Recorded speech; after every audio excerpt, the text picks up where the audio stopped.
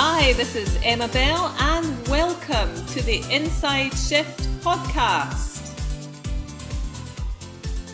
Hi and welcome to the Inside Shift. My guest this week is Mary Shore. She is the founder and CEO of a multi-million-dollar business, one of the most unique collection agencies in the US. Recognized as a leader of innovative thought, Mary has spent over a decade teaching businesses and individuals how to inspire others, create new ways of thinking, identify and achieve their goals, and take action to create truly meaningful results. Mary is the revolutionary founder of the groundbreaking Conscious Communications System, which produces positive results through positive action. Welcome, Mary, to the Inside Shift podcast.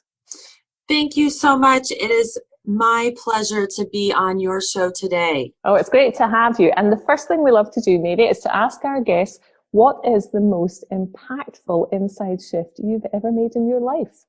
Oh gosh, let me think for a moment, because there has been so many and they continue to happen, and they just continue to happen even faster now. So I would say in 2005, I sat amongst thousands of people at Unleash the Power Within and listened intently as Tony Robbins woke me up to something profound.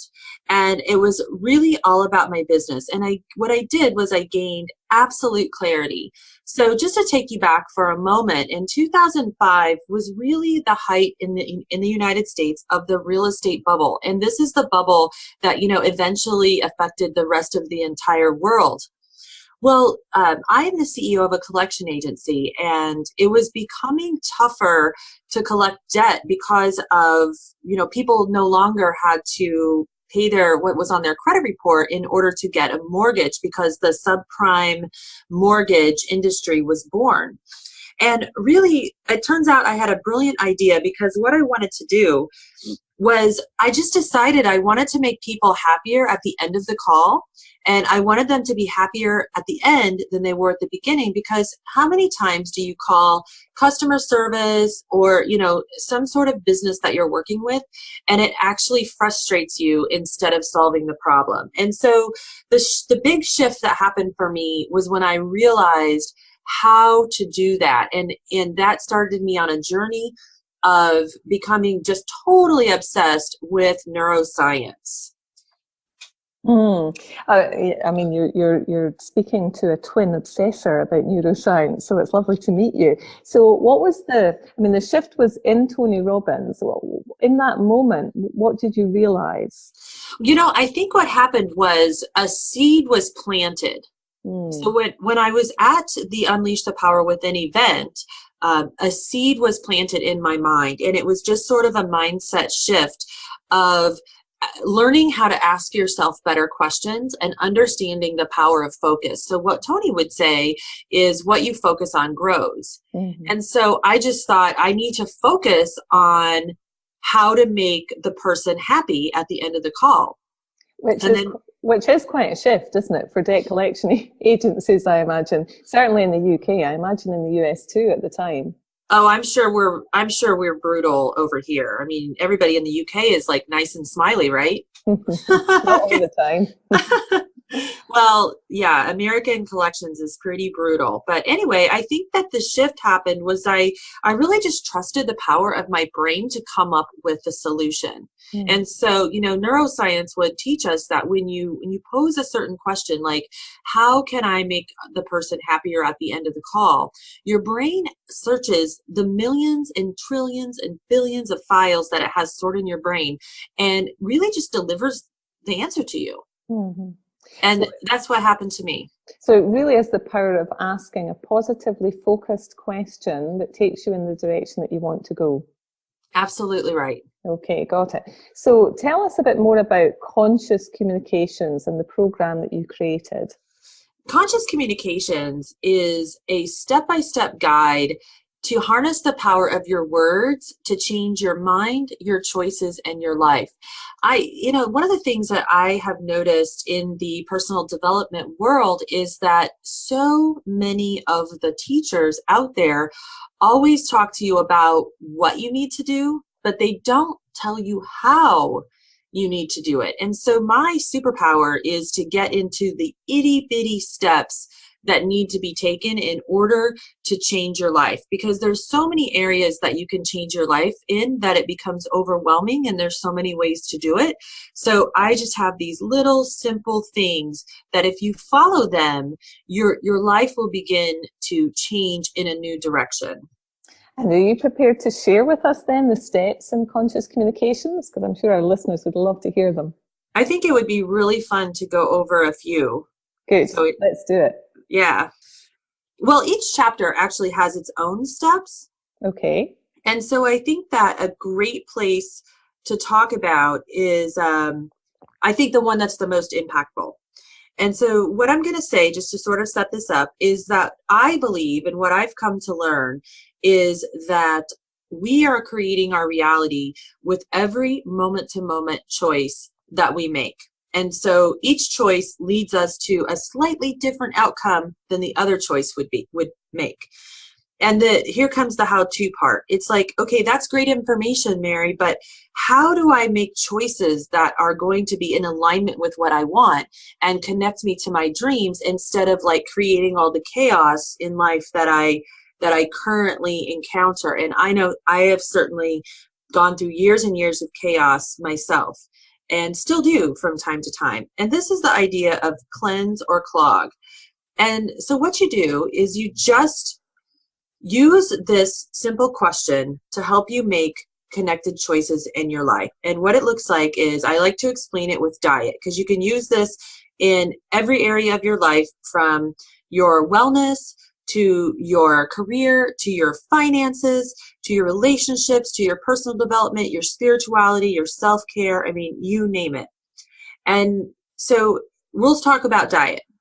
Okay. Now, I don't really follow any special diets, but I did learn one simple trick. And that is, every time I look at a piece of food, I just simply ask myself, will this bite of food cleanse me or clog me? Mm-hmm. So if I am looking at an apple and I say, will this apple cleanse or clog me? Then it's very obvious that that is a cleanse. But if I'm looking at a piece of, I don't know, chocolate lava cake with a side of red wine, then I think that it's pretty evident that that would be a clog, right? Yeah, absolutely. So that's really easy. So every time you have dinner, every bite of food, it either cleanses you or clogs you. And then when I was teaching workshops, I just quite naturally started to realize, everything we say to another person in a relationship, whether that be a business relationship, a personal relationship, a relationship with our children, a relationship even over the phone, everything you say or do in that relationship, every action you take is either going to cleanse that relationship, it's going to build rapport and trust and create a conversation that is very connecting, or it's going to clog that relationship, meaning it's going to drive a disconnection. And that really became sort of my easy way to navigate through this creation of my life, because everything will either create connections or drive disconnections. And so when you think about that, you think about maybe the last uncomfortable conversation you had with a coworker. And it's like, what were the cleanses and what were the clogs? Mm-hmm. What were the things that were said that connected you, and what were the things that were said that disconnected you? For your finances, when say you get a windfall of money in, maybe you got a big refund, or you got a big bonus. But if you take that big bonus and you just go out and buy a big screen TV, or you just buy things that are material and they don't really do anything to enhance your life, well, then that is clogging your finances. But if you take that same money and you maybe buy some stocks with it, or you take it and you want to treat yourself, so you go on that yoga retreat, then those things are cleanses, because those things are connecting you more and more with your desires in life. So does that make it clear to understand it? It does. And I'm thinking you can apply that at a micro level or a macro level. So with every little micro decision that you take during the course of the day, whether it's about what you eat, or even whether you try and squeeze in that last email before your meeting, that's going to make you a couple of minutes late or not. We all know deep down what the right thing is to do, but asking a question like that makes us face up and take responsibility for the quality of the choice and the outcomes it's going to produce. It's really what I'm hearing you say. It's a very conscious way of taking responsibility by facing up to the consequences of the choice that you're about to make. You've got it down exactly right. Great. So I also hear you talk about probabilities. So tell us a bit more about that. How do you define it, and how does the concept of probabilities impact on us? So probabilities goes directly in with cleanser clog, because if we imagine every one of those, like you said, the micro level or the macro level choices and decisions we make are going to slightly alter our probabilities. And so, I can tell this sort of with a story. When I was really, really young, and I mean really young, so when I was 16, my mother had gotten remarried, and she decided that she just wanted to have this new life with her new husband that no longer involved having children in the house. So she basically moved out and left me in the house alone. So okay. I was essentially raising myself at 16. But then she decided that she wanted to sell the house. So she promptly told me I had to move out. So you can imagine how, to me, it felt like my probabilities in life were somewhat limited. And I had actually gone through some hardships between those ages of 16 to 19. Like, I got fired from a job. I had a child who passed away. I was having things that were happening to me that were quite devastating. And then I took a job as a telemarketer. And so here's kind of the point. I truly, truly believe that job as a telemarketer completely changed the rest of my life, because it was the beginning of when I started learning the power of words and how to use and shift words that really changed. You could change someone's mind, you could change your own mind, but taking that, so let's just say, for example, I wouldn't have taken that job as a telemarketer. Maybe I would have taken a job as a customer service rep at a hospital or at a bank. Then my life, 25 years later, is now completely different because of that job that I took. And so sometimes you have experiences that happen to you and you're not really sure, you don't really see how over time they have shifted your probabilities. And so if we all have infinite probabilities or possibilities that can happen in our life, which is absolutely true, anything could happen at any moment, and you can't really predict it. But what you can do is you can make choices that line up with the probability that you would most like to see happen. And if you can learn to do that using cleanser clog, what I say is an 80-20 rule. If you can learn to do that 80% of the time, then you can step right into that probability that is your, say, best case scenario. Okay, so let me just check I'm hearing what you're saying correctly. What you're suggesting is that we use cleanser clog in a directional way. So let's imagine that I have a big project going live on the 1st of January, and that project involves me taking a whole number of steps. Then everything that I choose to do during the course of the day and the week and the months leading up to the 1st of January 2018, I can ask myself, will this activity cleanse or clog me so far as the fulfillment of that project is concerned? I.e., will it take me closer to it or away from it? Is that kind of what you're talking about? So, yes, I love the analogy of closer to or further away. So if we imagine that project that you're launching on January 1st is a mountain, okay? It's your mountain. Yeah. So every step you take is either taking you one step closer to the mountain or turns you around and you're walking away from the mountain. So our listeners, some of you listeners out there, you know who I'm talking to, are procrastinators or perfectionists.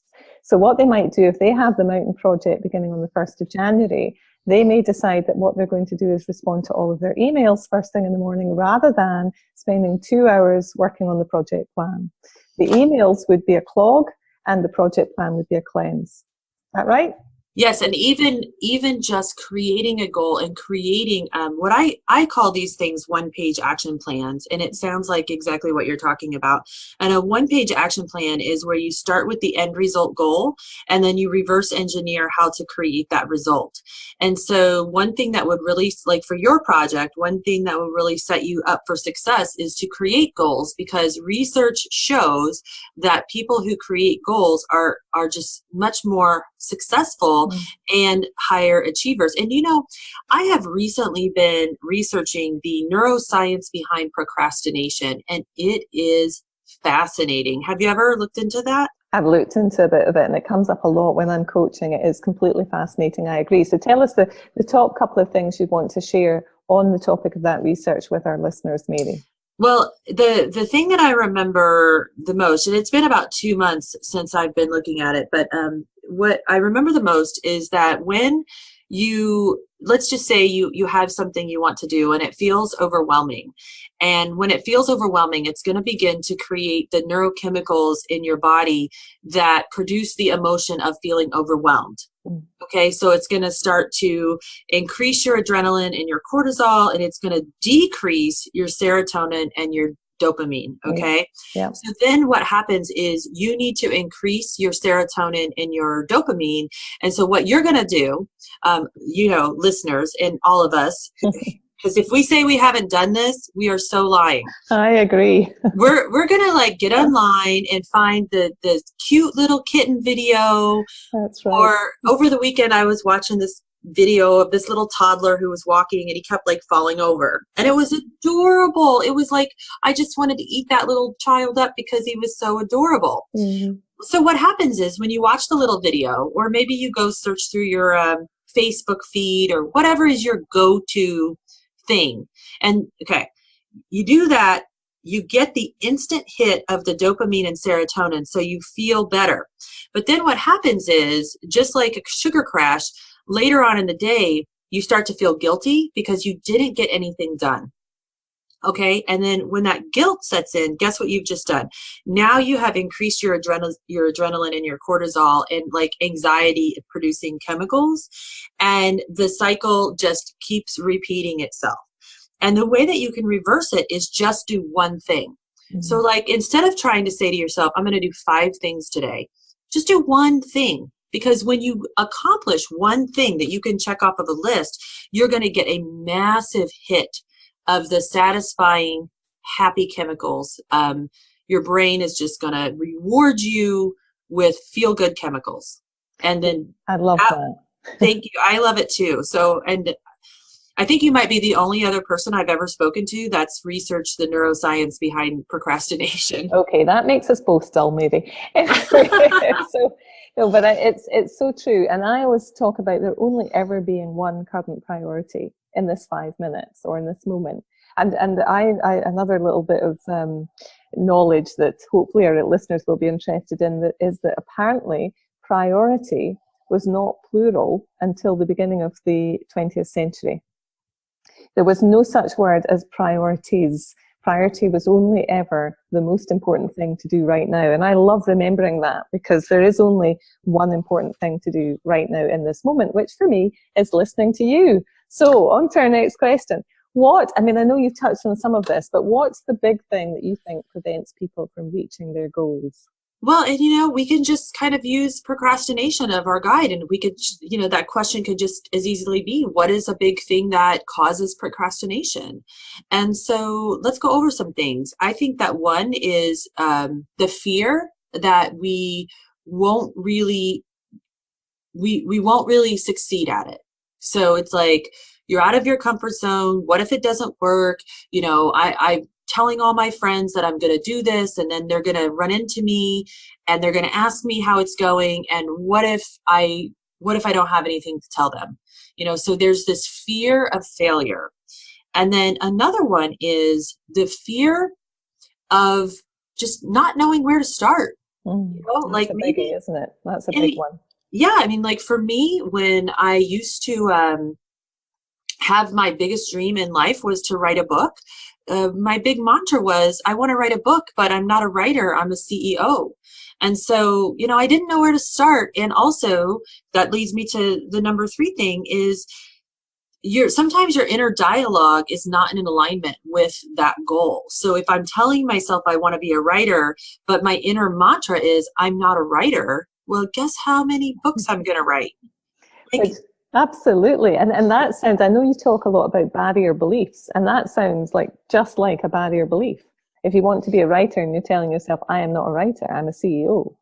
Right. And that goes to the power of words. And, in your initial question, opening up the podcast, I almost went with this one, because the shift between going from that mantra of saying to myself day in and day out that I'm not a writer versus the moment that I empowered myself to become a writer was a huge shift in my life. And it really just looked like the moment that I figured out how to write the book. And everything just fell into place after that. Now, the fact is, it wasn't just one moment of a shift, because I had been taking action. I had been going to writers' workshops. I had been dabbling a little bit. And also, we didn't talk about this before, but there's also some neuroscience right now. I watched a podcast with a guy named Moran Cerf, who's been doing this fascinating research about how the people you hang around, your brains actually synchronize. And I think that that's fascinating because, by going to these writers' workshops, I was also putting myself in proximity with other writers. That's so true. And I often hear that we are the average of the 5 people that we hang around with. Yes, or birds of a feather flock together. And now we're getting the neuroscience that supports the actual brain synchronization that's happening. So, if you don't know how to do something, and that is the thing that's holding you back, or you don't know where to start, then find someone who has accomplished what you are looking to accomplish and follow their stuff. Because also what Moran said was, you don't actually have to be in the same room to synchronize your brain with somebody. You can watch their YouTube videos. You can read their book. You can listen to their podcasts. And believe it or not, your brain is changing as a result of you taking that action. I love that. And of course, every task, no matter how huge it seems, can be chunked down into bite size. That's right. And so that you can work out what's the next priority that I start, what's the next thing I need to do to take me closer, as you would say, to cleanse, towards that project. So, I could talk for hours, but I'm going to move toward my last question here. And that is, what's the one thing that people can do today to start aligning their words, their thoughts, and their actions to produce the life that they want? The term alignment is one of my very favorites in the entire world right now. And the reason why is because when I used to first start hearing this term, get in alignment, I started hearing it several years ago in the personal development and the spiritual circles that I was running in and the books that I would read. And I thought, what the heck does that mean? That doesn't even make any sense. I think these people were like speaking another language to me because I could not get it. And then, so of course, I had to start researching it. And what I figured out was that living in alignment means when you got to get your focus, your thoughts, your feelings, your words, and your actions all moving towards that mountain. All of the things that we do need to be connecting us to our dreams. And the thing that's so important to understand is that we have, on average, I've heard different numbers, but somewhere between 60,000 and 90,000 thoughts a day. And that 90 to 95% of those thoughts are exactly the same thoughts as you had the day before. And your thoughts are coming from your subconscious up to your conscious prefrontal cortex. And so you just go ahead and try to change your thoughts because you can't. They're just coming at you from out of nowhere. But what you can control is your words. And the magic of your words is that if you choose empowering words for your self-talk and for your spoken words, or even the things that you write down on a piece of paper, that this is coming from the 5% conscious mind, which is in your prefrontal cortex. And that prefrontal cortex actually feeds back like a feedback loop to your subconscious mind. So through repetitive, and this is where, like the idea of affirmations come from, but it's not just affirmations, but it's just your everyday speech patterns. So like, for example, I went to dinner one time with a friend and we were just having appetizers, and she looked at the menu and she said, "Too rich for my blood."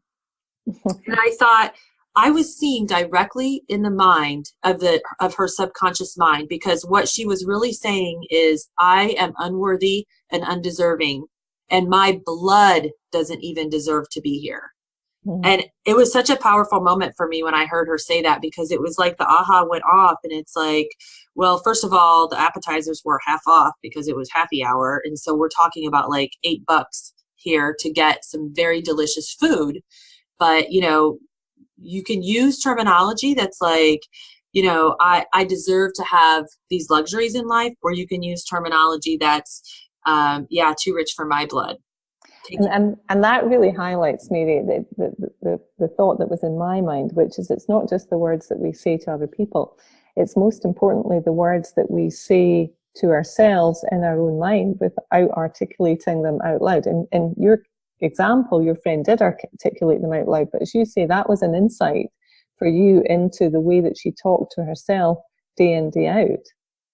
Right. And I'll tell you, like, one easy way for people to start aligning their words and thoughts to take action is to, if it's too difficult for you to control your words, then one of the things I did this for 1 year, was I wrote 1 page of affirmations a day. So when I woke up in the morning, I just sat down with a piece of paper and I just wrote out 1 page of affirmations. I did it for 1 year. And the result of that was, well, number one, I have thousands and thousands of affirmations written down. But number two, it worked. And it worked in about 30 to 45 days, where I really started to shift my perception. And, Marianne Williamson says, a miracle is but a shift in perception. Yeah, so you're saying that that very act of writing out your affirmations every day within 40, 45 days had you seeing yourself differently, seeing possibilities differently, and so on. Yeah. And, the little twist that I'm giving here is that, I don't know, like I was somewhat resistant to speaking the affirmations.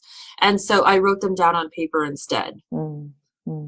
Okay. So tell us about your book, when it's coming out, and where our listeners can get more information about you. The book launched on August 22nd, and it's available for through any of your major online retailers like Amazon.com. And we would be just thrilled if you jumped on and ordered the book. Fantastic. And how can our listeners get more information about you and sign up for your newsletter? The best way to do that is I'm a big believer in free giveaways, and one of my superpowers is actually writing workbooks. And so right now we are running a special or a free giveaway. If you order the book, we will send you my free personal development challenge called Dream with a Deadline. This is a 5-day challenge book. All you need to do is send us your order number and we will get that right out to you. Another way, if you're not really ready to buy the book yet, but you want to learn more about us, you can go to maryshores.com. There's a button on there called Ignite Your Dreams. Just hit that. What you'll get is a free download of another personal development workbook that is a 5-day challenge that's been wildly popular. We've had over 28,000 people download this book.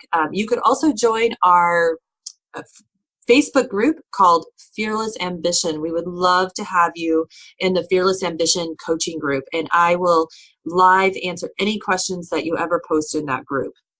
Fantastic. And finally, tell us, is there a quotation or a motto that you live by that you'd love to share with our listeners? Well, the one that I'm living by right now as I become a brand new author is that your greatest manifestations happen outside of your comfort zone.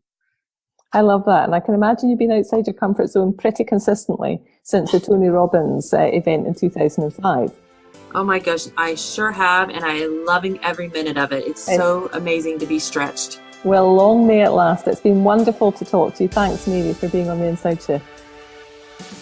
Thanks for listening to the Inside Shift podcast. You can hop on to emmajbell.com right now to download your free copy of The True You,